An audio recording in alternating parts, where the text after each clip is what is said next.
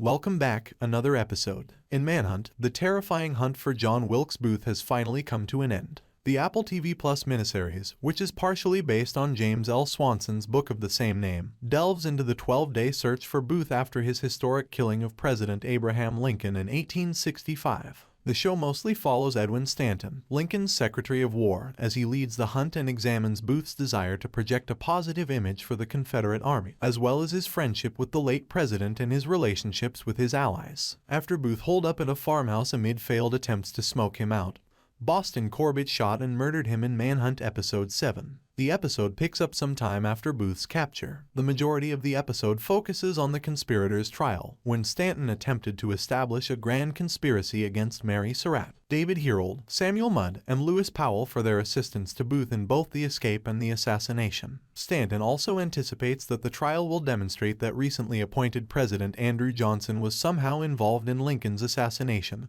and ought to be removed from office. In the end, Stanton's efforts are not entirely rewarded in the Manhunt finale when Johnson is not implicated in the murder, and the conspirators are executed by hanging. Stanton is likewise compelled to retire from his position, but he barricades himself in the office shortly before giving his replacement the keys in an attempt to postpone the transfer of power long enough to get Johnson impeached and keep his and Lincoln's Reconstruction plans intact. Boletsky also included instances where Booth was taken down by those he believed would support him, in an attempt to guarantee that he remained the evil character that history remembers. One such instance occurred in Episode 5, when he attempted to boast to Confederate soldiers about to surrender to the Union about the assassination, which, according to Boletsky, was primarily motivated by a real, true-to-life situation. While Booth, Johnson, and Lincoln are prominent characters in Manhunt, the program has also taken the time to highlight some lesser-known historical personalities from the time period, such as Mary Sims, a slave who was formerly owned by Samuel Mudd but turned against him when he assisted Booth in healing from a broken ankle. Boletsky considered one of the most fulfilling parts of creating the show to be giving these characters their day to shine. Manhunt relates a factual story in American history, although it makes considerable artistic license with the facts, one of which being that Stanton plays a crucial role as a detective in the search for Booth. Although Boletsky does not quantify the degree of factual accuracy,